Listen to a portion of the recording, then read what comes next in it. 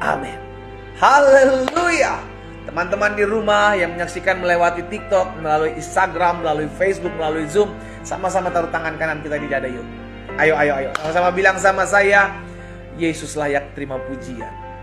Sama-sama bilang sama saya, Yesus layak terima pujian. Saudara yang dikasih dalam Tuhan, kita diciptakan untuk menjadi alat kemuliaannya Tuhan. Itu sebabnya kita rindu sebagai umat pilihannya, kita memuji dan menyembah Tuhan. Ya, sekalipun kita masih ada dalam tekanan hidup nih gitu kan. Kita masih ada dalam pergumulan, kita masih ada tantangan, tetapi hadapi dengan pujian penyembahan. Tahukah saudara, ketika engkau memuji menyembah Tuhan, Alkitab katakan Allah bersemayam, Allah bertahta di atas puji-pujian umat. Dan ketika Allah bertahta atas puji-pujian umatnya, maka ada perkara-perkara dahsyat terjadi dalam hidup kita. Mungkin kita belum melihat sekarang, tapi kita akan lihat. Tidak ada yang sia-sia ketika kita datang sama Tuhan. Ketik di kolom komentar, tidak ada yang sia-sia ketika saya datang kepada Tuhan. Ayo, ketik di kolom komentar, tidak ada yang sia-sia ketika saya datang beribadah kepada Tuhan. Great, haleluya. Kita ambil Alkitab kita sama-sama malam hari ini, saudaraku. By the way, jangan lupa siapkan formulir doa kita. Ya, seperti biasa saya sampaikan di Jumat malam jam 9 secara khusus waktu Indonesia bagian Barat, kita akan adakan doa terobosan, breakthrough prayer online, ya. Dimana di Jumat malam ini kita akan doakan buat setiap pokok-pokok doa kita.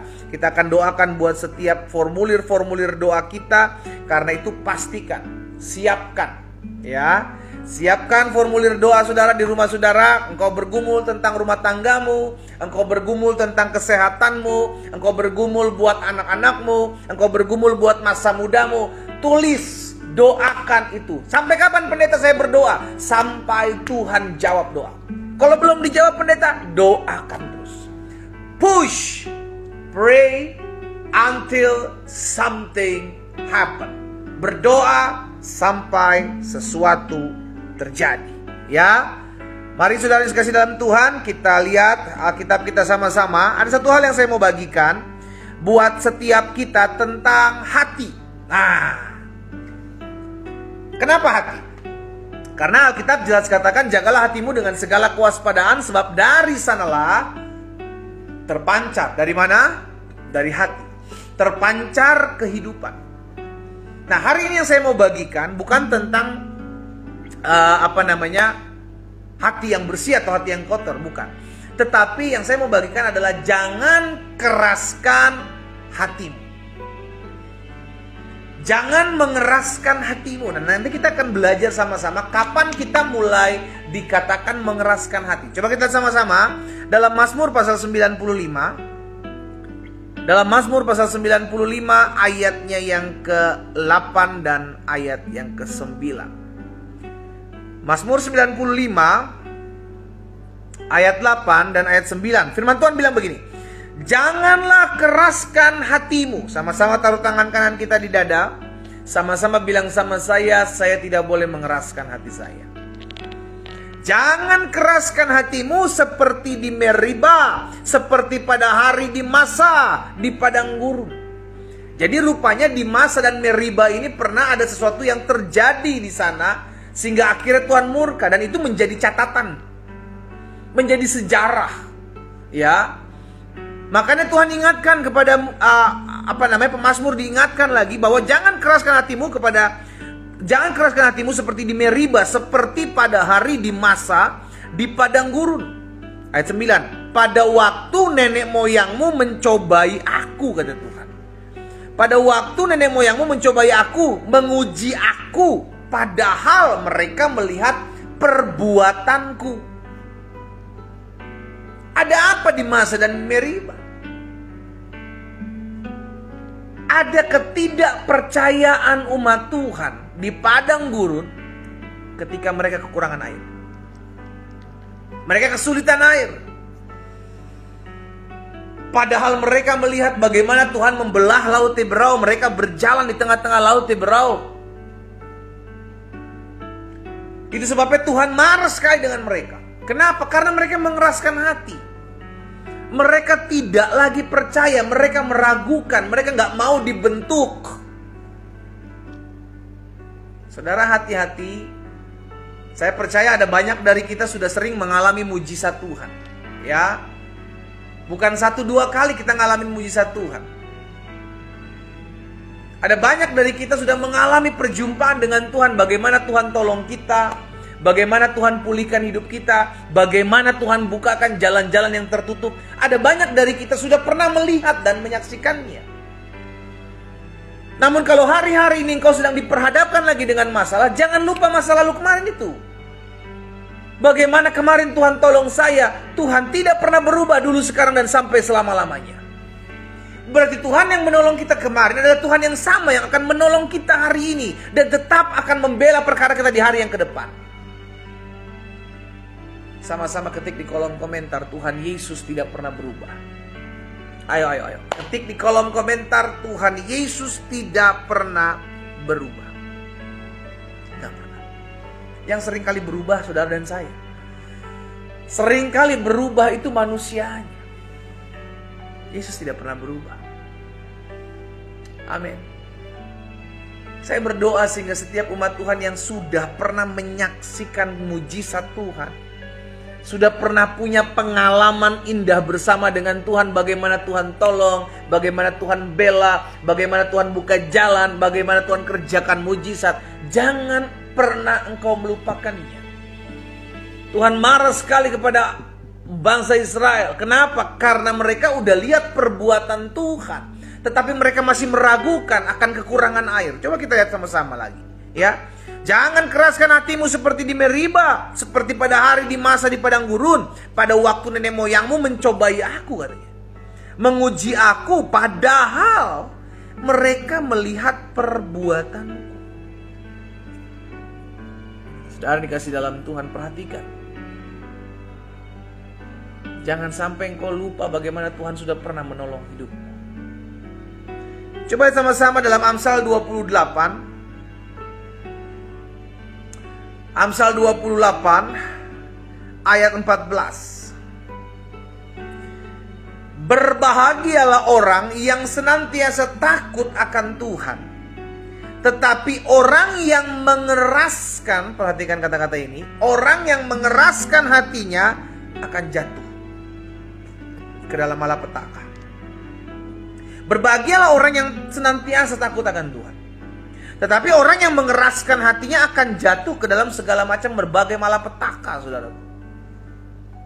Karena itu penting sekali agar kita tuh jangan memiliki hati yang keras, hati yang memberontak, hati yang gak mau dibentuk.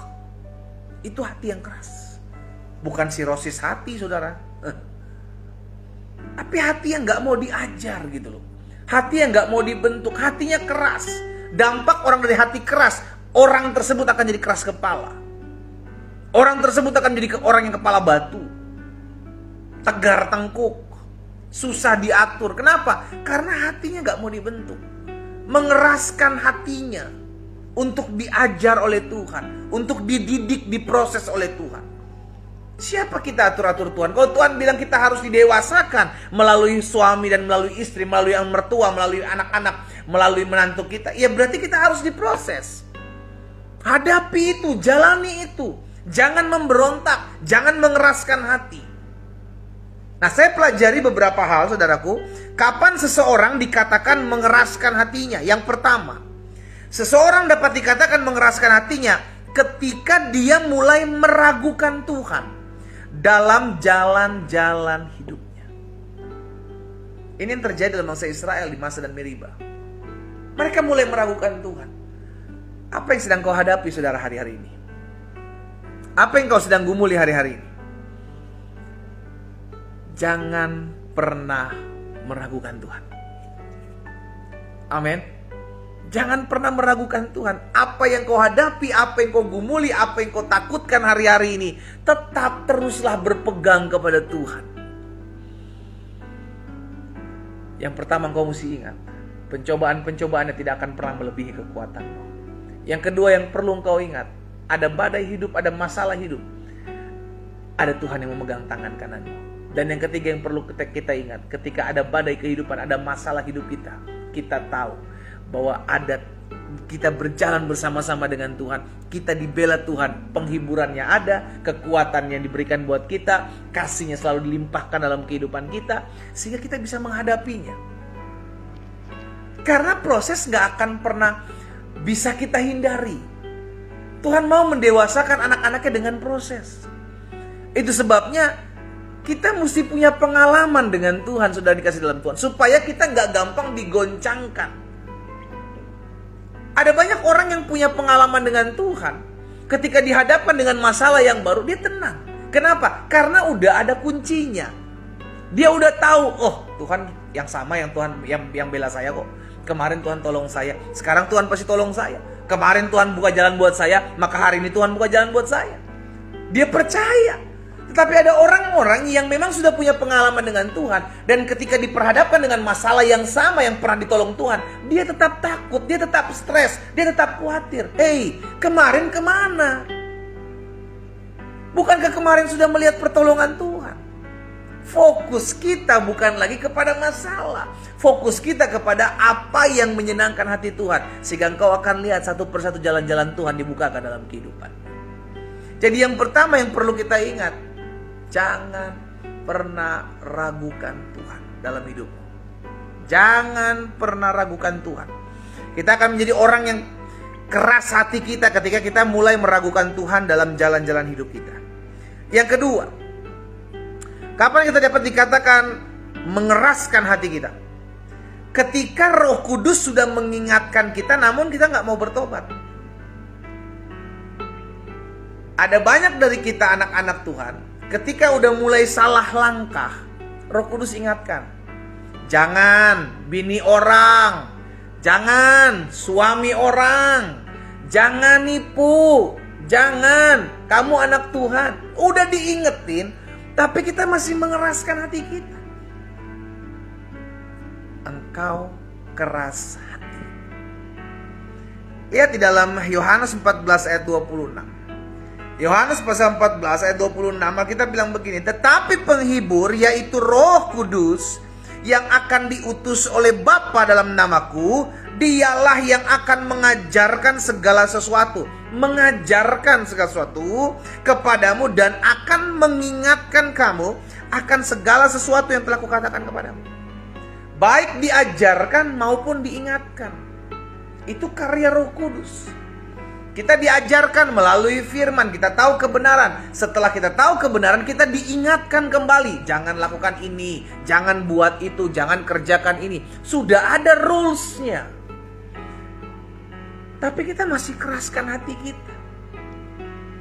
Jangan salahkan Tuhan ketika Alkitab tergenapi dalam hidupmu. Barang siapa kukasihi, dia kutegur dan kuhajar. Tuhan mengasihi kita. Tuhan gak mau kita binasa. Itu sebabnya perlu ada teguran Tuhan. Kalau ditegur masih gak bisa, maka dihajar. Ada tahapannya. Saudara yang dikasih dalam Tuhan, saya mengajak setiap kita, kalau hari-hari ini kau sudah diingatkan Roh Kudus untuk do something, untuk lakukan sesuatu, lakukan. Tapi sebaliknya, kalau Roh Kudus sudah mengingatkan kau bahwa jangan lakukan, maka jangan lakukan. Jangan keraskan hatimu, jangan berontak terhadap pimpinan Tuhan, jangan. Tetaplah ikut dalam tuntunan Tuhan. Roh Kudusnya diberikan buat saudara dan saya untuk apa? Untuk menuntun kita masuk dalam seluruh jalan-jalannya Tuhan, seluruh ketetapan-ketetapannya Tuhan, supaya kita melihat bagaimana promosi Tuhan, keberkatan Tuhan itu terjadi dalam hidup kita, ya. Jadi yang pertama, kapan seseorang dikatakan mengeraskan hatinya? Yang pertama, seseorang mengeraskan hatinya ketika dia mulai meragukan Tuhan dalam jalan-jalan hidupnya. Dia mulai khawatir, dia mulai stres dengan masalah yang sebenarnya dia pernah ngalamin dulu dan Tuhan udah pernah tolong dia. Dia mulai meragukan Tuhan. Yang kedua, kapan seorang dikatakan mengeraskan hatinya? Seorang dikatakan mengeraskan hatinya ketika Roh Kudus sudah ingatkan namun tidak mau bertobat. Dia mengeraskan hatinya. Kalau ada masalah, ada pergumulan yang merupakan teguran Tuhan, Datang berbalik kepada Tuhan, jangan keraskan hatimu. Karena barang siapa aku kasih, dia aku tegur. Ditegur dulu, gak berubah, dihajar. Sejahat itukah Tuhan? Enggak. Tuhan hajar bukan karena jahat. Tuhan hajar karena Tuhan sayang. Jangan keliru. Tuhan hajar karena Tuhan sayang. Orang tua ngajar kita, mendidik kita, bukan karena benci. Tapi mau supaya kita tahu kebenaran. Oh, ini boleh, ini gak boleh. Ini bisa, ini gak bisa. Karena kan anak-anak gak tahu bisa membedakan mana yang salah, mana yang gak benar. Mana yang benar, mana yang gak benar. Gitu kan. Itu sebabnya Tuhan perlu mendidik kita. Habis sudah diomongin gak dengar. Kan begitu. Makanya sebelum diingetin berubah. Kalau diingetin jangan berzina, jangan berselingkuh, berubah. Jangan sampai nanti kena penyakit dulu baru bertobat. Kalau udah diingetin jauh-jauh hari, ayo datang sama Tuhan. Minta dipulihkan. Tuhan sanggup kok tolong kita. Tuhan sanggup kok ubahkan hidup kita. Nggak ada yang mustahil untuk Tuhan kerjakan. Sekarang Tuhan mau setiap kita melembutkan hati kita. Mau dididik, mau diajar, mau dibentuk. Amin. Sama-sama taruh tangan kanan kita di dada. Sama-sama bilang sama saya mau dididik. Saya mau dibentuk. Saya mau berubah. Yang ketiga, yang terakhir. Kapan seorang dikatakan mengeraskan hatinya? Yang ketiga, seorang dikatakan mengeraskan hatinya ketika kesombongan dan keangkuhan hidup berdiam dalam hati seorang. Ketika hati kita mulai sombong, ketika hati kita mulai angkuh, saudara yang dikasih dalam Tuhan, engkau sedang mengeraskan hatimu. Wah, itu mengerikan, saudara. Alkitab mencatat ada 2 raja, saudara. Dalam perjanjian baru Raja Herodes, dalam perjanjian lama Raja Nebukadnezar. Gitu. Kenapa mereka? Mereka dihajar Tuhan. Mereka dihajar Tuhan. Itu sebabnya mereka bertobat. Tapi yang satu mati, Raja Herodes mati. Karena apa? Karena kesombongan. Karena pride, kebanggaan. Hati-hati ketika engkau diangkat oleh Tuhan melebihi orang-orang lain. Engkau memiliki kedudukan melebihi orang-orang lain. Ingat, semua itu dari Tuhan kok. Kita datang ke muka bumi, kita gak bawa apa-apa. Semua titipan Tuhan, semua promosi Tuhan, semua karena Tuhan yang angkat. Dari Tuhan datang pengangkat. Dia yang mengangkat, dia juga yang bisa merendahkan. Siapa kita? Kita cuma titipan, kita cuma kepercayaan. Ketik di kolom komentar, saya nggak boleh sombong, saya nggak boleh angkuh. Amin. Kalau engkau setia terhadap perkara-perkara kecil, Tuhan akan percayakan kepadamu perkara-perkara yang besar. Tapi bagian kita sadar, semua itu karena Tuhan titip.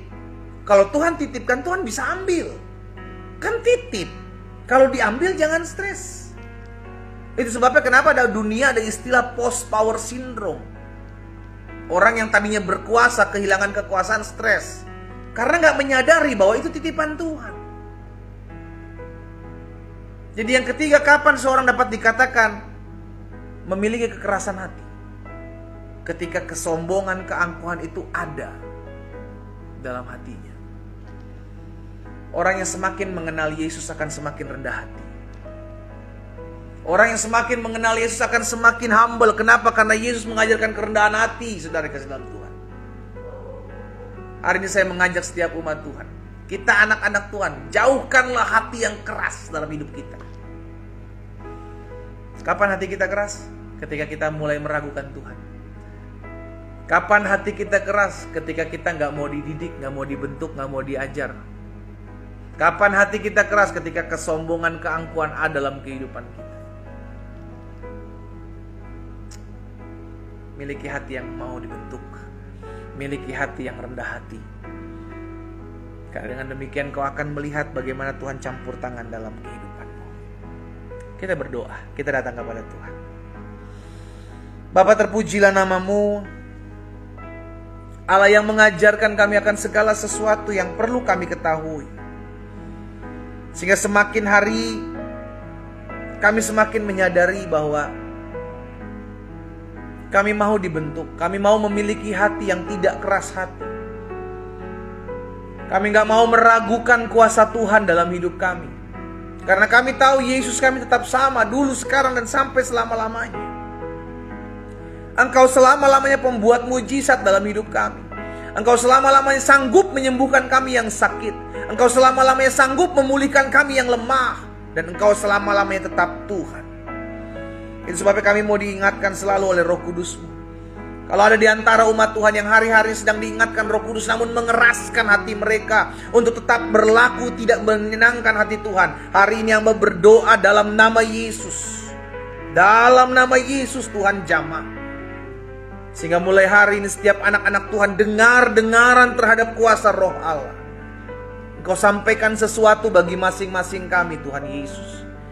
Roh Kudus-Mu yang mengajarkan kepada kami, Roh Kudus-Mu yang mengingatkan kami akan segala sesuatu yang kami harus lakukan dan apa yang tidak boleh kami kerjakan.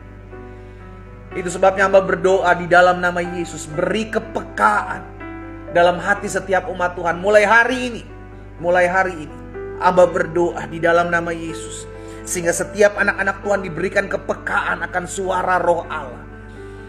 Dan diberikan kemampuan untuk melakukan apa yang Tuhan mau dalam hidup mereka. Di dalam nama Yesus Tuhan. Terima kasih Bapa. Malam hari ini hamba berdoa juga. Biarlah Tuhan tolong. Kami memiliki kerendahan hati. Kami memiliki sikap hati yang benar di hadapan Tuhan. Karena kami percaya semua yang Tuhan titipkan kepada kami itu hanyalah titipan sementara yang Tuhan percayakan untuk kami kelola. Itu sebabnya jauhkanlah kami daripada hati yang sombong, hati yang angkuh, hati yang tinggi hati. Di dalam nama Yesus, Tuhan berperkara atas setiap kami umat. Sehingga apapun yang Tuhan titipkan, kami kembalikan untuk hormat dan kemuliaan nama Tuhan. Sebab dari Tuhan datang peninggian, dari Tuhan datang promosi. Namun dari Tuhan juga datang orang-orang yang akan merendahkan. Di dalam nama Yesus kami memiliki kerendahan hati. Kami memiliki kasih kepada sesama kami. Kami diberikan kemampuan, kesanggupan di dalam nama Yesus untuk tetap terus setia mengerjakan perkara-perkara yang Tuhan izinkan terjadi dalam hidup kami. Hamba berdoa di dalam nama Tuhan Yesus Kristus. Terima kasih Bapa yang baik. Terima kasih Tuhan Yesus. Kami percaya malam hari ini yang sakit sudah Tuhan jamah dan sembuhkan. Oh, pemulihan terjadi di rumah kami masing-masing. Yang lemah dikuatkan, diteguhkan iman mereka di dalam nama Yesus.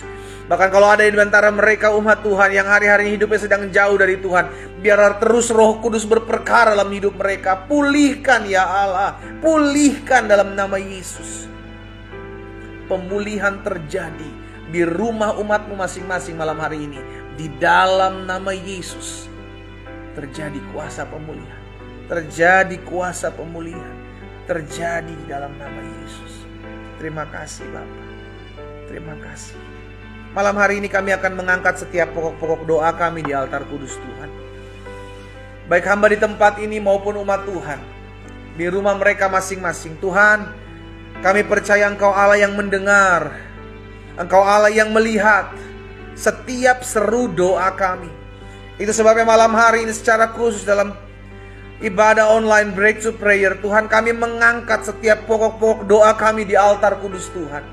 Kami berdoa sebab kami percaya bagi Tuhan Yesus tidak ada perkara yang mustahil. Kami berdoa sebab kami percaya Tuhan yang menjawab doa kami jauh melebihi apa yang kami doakan dan pikirkan. Di dalam nama Yesus, setiap lembar demi lembar dari pokok doa dari anak-anak Tuhan dimanapun mereka mengangkatnya malam hari ini, hamba berdoa di dalam nama Yesus Kristus dari Nazaret, satu persatu Tuhan jamah, satu persatu Tuhan bukakan, satu persatu Tuhan pulihkan, satu persatu dijawab oleh Tuhan dengan ketetapan dan kuasa Allah yang sempurna. Di dalam nama Yesus Kristus Tuhan, kami terima setiap pokok doa yang kami naikkan malam hari ini didengar dan dijawab oleh Tuhan di dalam nama Yesus. Terima kasih Tuhan. Turunkan pokok doa kita. Saudara dikasih dalam Tuhan, setiap formulir doa ini Engkau taruh, Engkau selipkan di Alkitabmu atau Engkau taruh di lemari. Tiap hari engkau bawa dalam doa, tiap hari engkau tumpangi tangan, tiap hari engkau naikkan di altar Tuhan. Terus gumuli, terus doakan. Satu persatu engkau akan lihat jawaban-jawaban doa terjadi yang digenapi dalam kehidupanmu. Dalam nama Yesus. Bapa, kami bersyukur buat malam hari ini. Kami bersyukur buat campur tangan Tuhan. Kami bersyukur buat mujizat Tuhan. Kami bersyukur buat pertolongan Tuhan. Tidak pernah terlambat janji-Mu ya dan amin dalam hidup kami. Apa yang Tuhan taruh dalam hati hamba sudah hamba sampaikan. Hamba berdoa dan hamba menyerahkan setiap umat Tuhan satu persatu di rumah mereka masing-masing. Tuhan Yesus, hamba berdoa dalam kesetiaan mereka mencari Tuhan, dalam kesetiaan mereka beribadah kepada Tuhan. Biarlah Allah berperkara dalam hidup mereka, karena kami percaya tidak ada yang sia-sia dalam kami beribadah kepada Tuhan Yesus. Kami berdoa dan kami bersyukur dan kami imani apa yang kami doakan sudah kami terima. Di dalam nama Yesus Kristus Tuhan kami berdoa. Sama-sama kita katakan amin. Haleluya. Saudara dikasih dalam Tuhan, miliki hati yang mau diajar, miliki hati yang mau dibentuk. Jangan miliki hati yang keras. Jauhkan itu di dalam nama Yesus. Ya, kita kembali ketemu hari Senin dalam doa pagi online, saudara yang dikasih dalam Tuhan. Dan saya juga mengajak setiap umat Tuhan dan mengingatkan bahwa setiap hari Senin sampai dengan Sabtu saya bagikan renungan singkat di YouTube channel saya. Saudara bisa mampir, saudara bisa lihat sana. Juga ada khotbah-khotbah minggu yang saya bagikan di gereja yang Tuhan percayakan saya layani di Goa Bandung ini. Dan kiranya bisa menjadi berkat ya buat setiap umat Tuhan dimanapun Bapak Ibu Saudara berada. Jika engkau diberkati, bagikan kembali. Dan saya percaya apa yang kau bagikan akan juga memberkati banyak orang. Doa saya menyertai kita semua. Selamat malam, selamat beraktivitas, dan Tuhan Yesus memberkati. Shalom.